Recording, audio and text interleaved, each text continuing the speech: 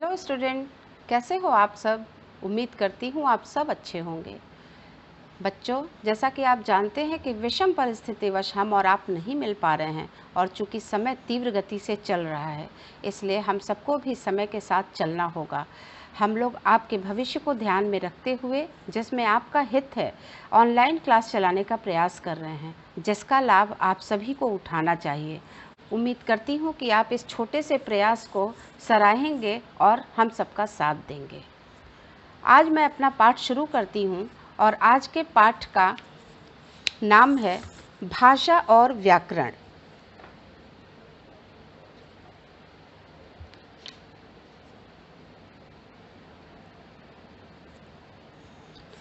आप सब जानते हैं कि मनुष्य जो है कहता है, बोलता है, उच्चारित करता है। जो भी शब्द उच्चारित करता है, बोलता है, कहता है, इसलिए क्योंकि वही एक ऐसा मात्र जीव है जो अपने विचारों, अपने मनोभावों का आदान प्रदान कर सकता है, उसकी क्षमता रखता है। और मनुष्य अपनी भावनाओं और विचारों को अपनी भाषा के माध्यम से ही व्यक्त करता है, दूसरे के समक्ष अपनी बातों को रखता है। वैसे तो हम संकेत के माध्यम से भी बातों को समझाने का प्रयास करते हैं, लेकिन उस सांकेतिक भाषा को हम व्याकरण में मान्यता नहीं दे पाते। इसलिए हम भाषा को जो है, इसका मानव मुख से उच्चारित ध्वनि है, उसी को हम भाषा का आधार मानते हैं। अब हम भाषा की परिभाषा लिखेंगे। भाषा कहते किसे हैं? भाषा वह साधन है जिसके माध्यम से हम बोलकर, लिखकर, सुनकर और पढ़कर अपने मन के विचारों और भावों का आदान प्रदान करते हैं। भाषा के तीन रूप होते हैं। भाषा के तीन रूप होते हैं। प्रथम रूप मौखिक भाषा,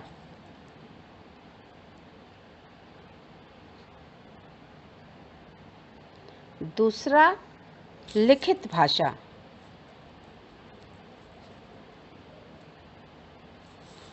तीसरा है सांकेतिक भाषा।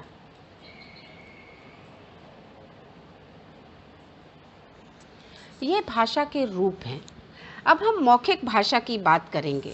प्रथम मौखिक भाषा, जिसके माध्यम से हम अपने मुख से अपने विचारों और भावों को अभिव्यक्त करते हैं, और जिससे हम अपने भावों और विचारों को अभिव्यक्त करते हैं, वही भाषा मौखिक भाषा कहलाती है। जैसे हम आपस में वार्तालाप करते हैं, कहानी सुनते हैं, कविता सुनाते हैं और समाचार सुनते हैं, ये सभी मौखिक भाषा के उदाहरण हैं। तो मौखिक भाषा अर्थात मुख से बोलकर। बच्चों, भाषा का दूसरा रूप लिखित भाषा है।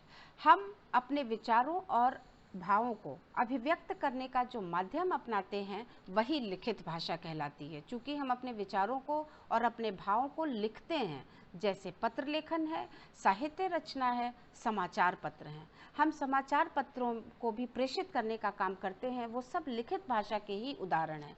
आज का युग आधुनिक युग है, जिसमें इंटरनेट और मोबाइल का बोलबाला है, इसलिए इंटरनेट और मोबाइल पर संदेश भेजना भी लिखित भाषा के उदाहरण में ही आता है।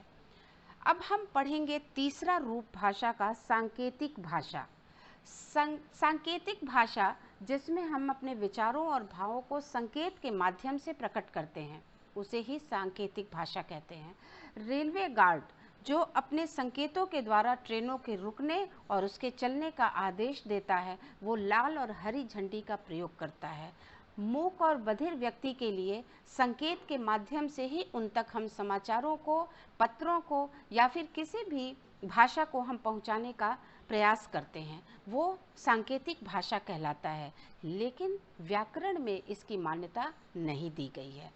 अब हम बच्चों इन तीनों रूपों के बारे में आपको एक बार पुनः बताने का प्रयास करेंगे कि मौखिक भाषा, चूँकि मौखिक भाषा बोल के कही जाती है, जो ध्वनि के माध्यम से हम व्यक्त करते हैं, उसको व्याकरण में जगह तो मिला है, लेकिन इस भाषा को हम बहुत दिनों तक संभाल के नहीं रख पाते। लिखित भाषा ही एक ऐसी भाषा है जो भाषा का दूसरा रूप है। वही एक ऐसी भाषा है जिसको हम लंबे समय तक अपने पास सुरक्षित रख सकते हैं। इसीलिए व्याकरण में लिखित भाषा को बहुत विशेष मान्यता मिला हुआ है। चूँकि सांकेतिक भाषा हमारी भाषा मूक बधिरों के लिए ज़्यादा काम आती है, इसलिए इसे व्याकरण में मान्यता नहीं दी गई है। बच्चों, अब हम पढ़ेंगे बोली और उपभाषा। बोली किसे कहते हैं? सामान्य रूप से भाषा के क्षेत्रीय रूप को बोली कहा जाता है। हम एक सीमित भूभाग में बोली बोली जाती है। जैसे हम विभिन्न क्षेत्रों में रहते हैं और भारत एक विशाल देश है जहाँ अलग अलग राज्यों में अलग अलग बोली बोलने वाले लोग रहते हैं। इस देश में अनेक बोलियां प्रचलित हैं और जिस क्षेत्र में जो रहता है वहाँ की बोली को बोलता है। जैसे ब्रज है, भोजपुरी है, अवधी है, हरियाणवी है, बुंदेलखंडी है, ये तमाम सारी बोलियां हैं। लेकिन हम इन बोली को सरकारी कामकाज में मान्यता नहीं देते, इसलिए हम इस क्षेत्रीय रूप को बोली कहते हैं। अब हम पढ़ेंगे उपभाषा। उपभाषा जब बोली ही किसी छोटे से प्रांत से उठकर एक बड़े भूभाग में एक विस्तृत होकर एक बड़े भाग में बोली जाती है अथवा किसी प्रांत में बोली जाती है, तब वह उपभाषा का रूप ग्रहण कर लेती है।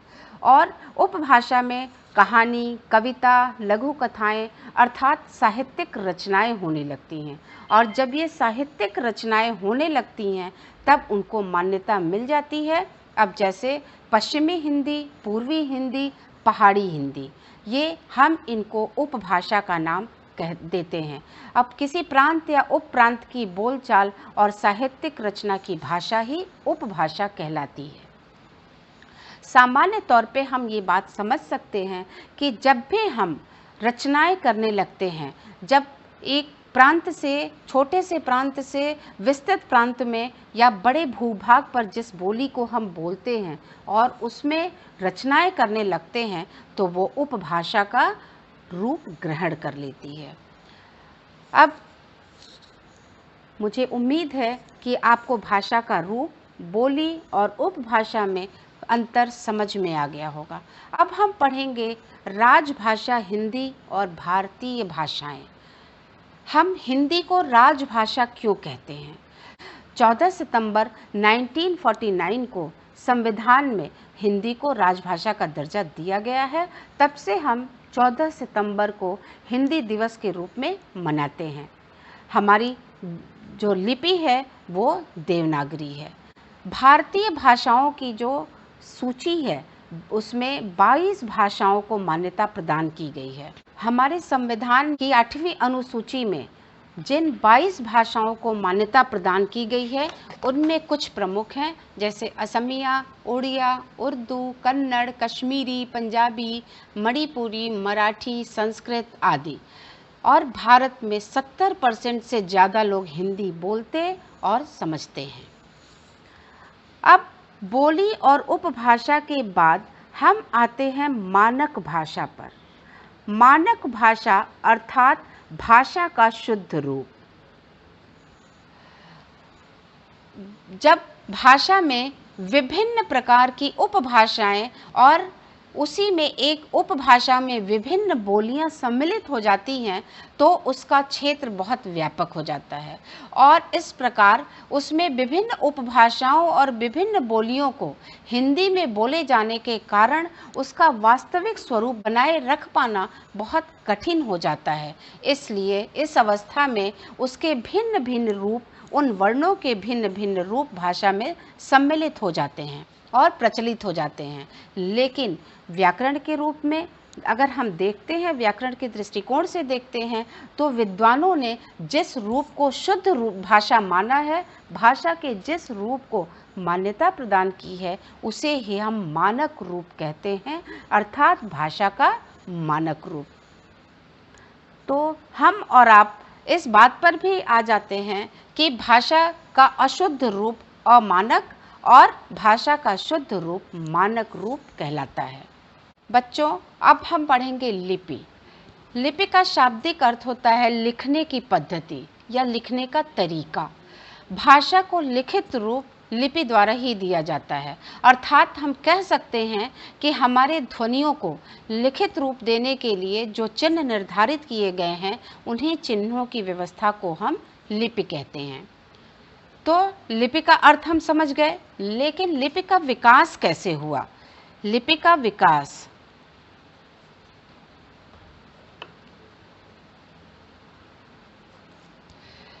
पहले मनुष्य अपने विचारों को व्यक्त करने के लिए चित्रलिपि का प्रयोग करता था, लेकिन चित्रलिपि के द्वारा मनुष्य अपने विचारों को पूर्ण रूप से प्रकट नहीं कर पाता था। इसलिए विकास के क्रम में बाधाएं आती थी और विचारों को पूर्ण रूप से व्यक्त करने के लिए हमें ध्वनि, मनुष्य के मुख से निकले हुए ध्वनि को विशेष चिन्हों के माध्यम से प्रस्तुत करने का प्रयास किया गया और इन्हीं चिन्हों को लिपि कहा गया। हर भाषा की अपनी एक अलग लिपि होती है। जैसे विदेशी भाषाओं की लिपियां अलग होती हैं। जर्मनी में जर्मन भाषा है, लेकिन उनकी लिपि रोमन है। सऊदी अरब में अरबी भाषा है, उनकी लिपि अरबी है। यूनाइटेड किंगडम में अंग्रेजी भाषा का प्रयोग होता है और उनकी लिपि रोमन है। इस प्रकार अपनी प्रादेशिक भाषाएं जो हैं, हमारे भारत की प्रादेशिक भाषाएं, अर्थात हर प्रदेशों में अलग अलग जिन भाषाओं का हम प्रयोग करते हैं, अर्थात वो क्षेत्रीय भाषाओं का रूप जिसे आप कह सकते हैं। असम में असमिया भाषा का प्रयोग होता है और उनकी लिपि असमी है। आंध्र प्रदेश में हम तेलुगु भाषा का प्रयोग करते हैं, लिपि तेलुगु है। केरल में मलयालम प्रयोग करते हैं और लिपि मलयालम है। इसी प्रकार पंजाब में पंजाबी भाषा का प्रयोग होता है, लेकिन उनकी लिपि गुरमुखी है। इस प्रकार हम अलग अलग लिपियों का प्रयोग करते हैं। अब हम पढ़ेंगे व्याकरण। जैसा कि आप जानते हैं कि व्याकरण वह शास्त्र है, वह माध्यम है जो भाषा को शुद्ध रूप से बोलने, लिखने, पढ़ने और समझने के नियम बताता है। व्याकरण के माध्यम से ही हम बोलना, लिखना, पढ़ना और उसके नियम क्या हैं, इसको तय करते हैं। व्याकरण में भाषा को मानक और व्यवस्थित बनाने के नियम हैं। व्याकरण के नियमों के आधार पर ही भाषा को हम शुद्ध और अशुद्ध का रूप देते हैं, जिनको प्रयोग में लाकर हम भाषा को शुद्ध और बहुत ज़्यादा प्रभावशाली बनाना जान पाते हैं। अब व्याकरण की परिभाषा क्या है? व्याकरण की परिभाषा है कि वह शास्त्र जिसके द्वारा हम किसी भाषा को शुद्ध तथा व्यवस्थित रूप से लिखना व बोलना सीखते हैं। अर्थात सरल भाषा में हम कह सकते हैं कि व्याकरण के माध्यम से ही हम भाषा को शुद्ध व व्यवस्थित रूप में लिखना व बोलना सीखते हैं। व्याकरण के 4 भाग होते हैं।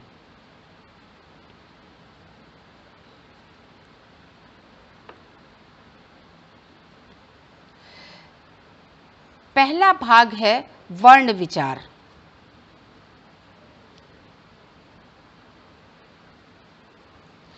वर्ण विचार में हम पढ़ेंगे कि वर्णों का उच्चारण कैसा हो, वर्णों का आकार कैसा हो और उनके मेल से शब्द निर्माण का अध्ययन कैसे किया जाता है। चूँकि वर्ण भाषा की सबसे छोटी इकाई है, इसलिए हम उनका वर्णन वर्ण विचार में करेंगे। दूसरा है शब्द विचार।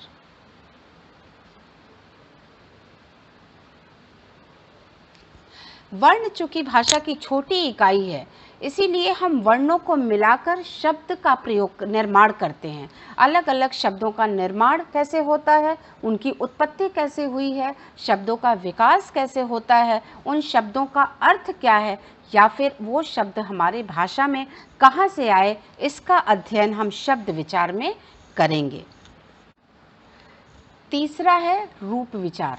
इसके अंतर्गत हम शब्दों के रूपों में परिवर्तन, उनकी रचना, भेद और उनके कार्यों का अध्ययन कर सकते हैं। इसमें हम रूप में विचार कर सकते हैं, उनके शब्दों के रूपों में अध्ययन कर सकते हैं। और चौथा है वाक्य विचार।